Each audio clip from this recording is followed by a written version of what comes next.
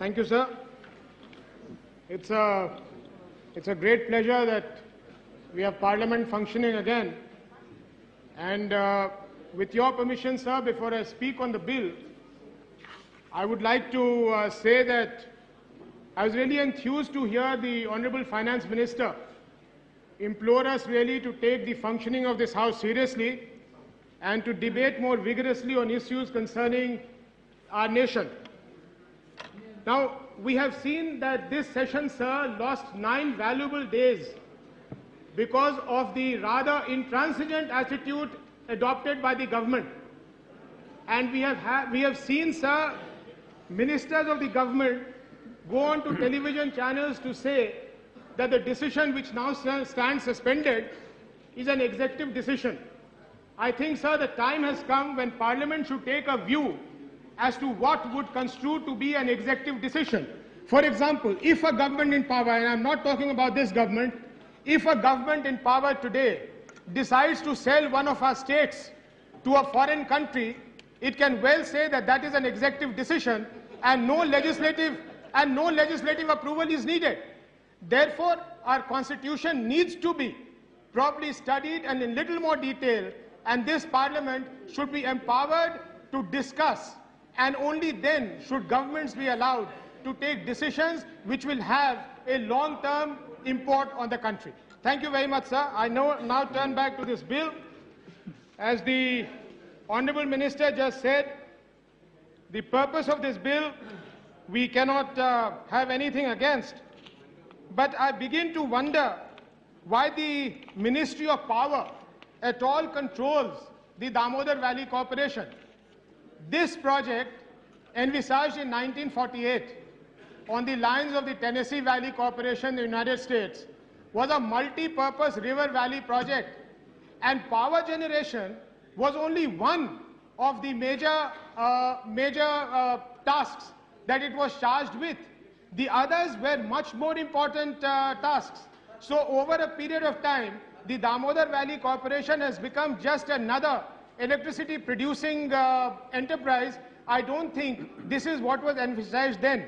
And therefore, just to reiterate, as the Minister said, promotion and operation of schemes for flood control, irrigation, water supply, drainage, generation and transmission, distribution of thermal power, afforestation and soil conservation to stop the soil erosion, and public health and agriculture in that area. These were the important things that the DVC was charged with originally. What we now find that since 1948, even the original plan of the Damodar Valley Corporation has not been fully implemented. The initial plan was to have 7 dams. Only 4 have been made. Even those 4 dams do not have the capacity to hold the excess water, with the result that large parts of Paschim Banga or West Bengal gets flooded every year. This is an extremely, extremely serious problem, and I do not think that the Power Ministry is really in a position to do much about desilting of those dams or those rivers there. Therefore, I do not know if the government would consider either involving more ministries in running of the DVC or handing over the DVC itself to another more appropriate ministry, because power generation initially was and remains a secondary thing for the DVC.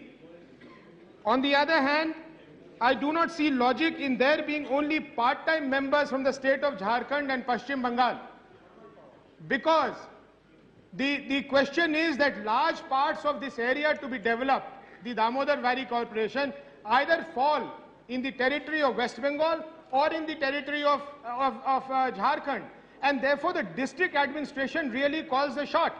The DVC, in trying to say that it will promote public health, agriculture, overall industrial and economic development, it is severely curtailed from having the administrative arm to be able to do this.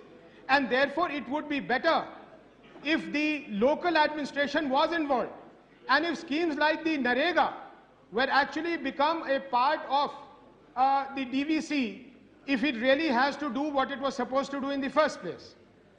No study, sir, on DVC has been done since 1948. The landscape has changed.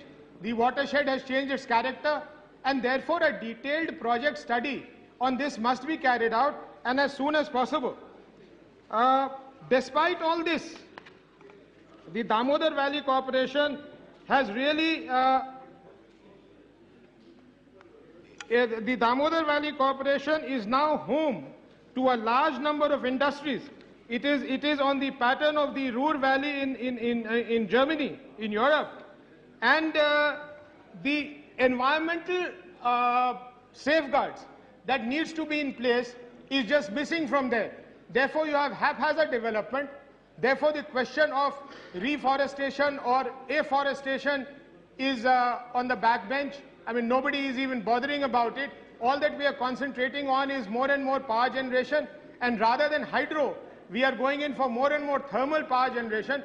Power generation by itself is a very important thing, but as far as DVC is concerned, I would request the government to re-look at the original plan for the Damodar Valley Corporation and go back to what it was supposed to be doing. I don't know why the dams are not being made. I don't know why the rivers are not being desilted. I don't know why the environmental control measures are not being put in place.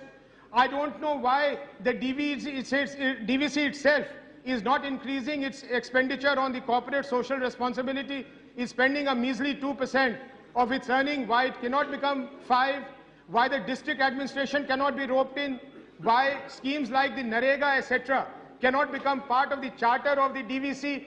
These are very important suggestions that we are making, and I would like the Honourable Minister to respond to these suggestions and, if possible, to implement them. Because once implemented, we will have this area. For large parts of the year, you have flood waters. For the other time of the year, you do not have irrigation water. So really speaking, DVC has failed in doing what it was supposed to do, and I would therefore request the Minister to kindly pay a larger, greater attention to this. And with this, I support the amendment. The amendment is for strengthening the management structure of the DVC, and one cannot have anything against it. Thank you very much, sir.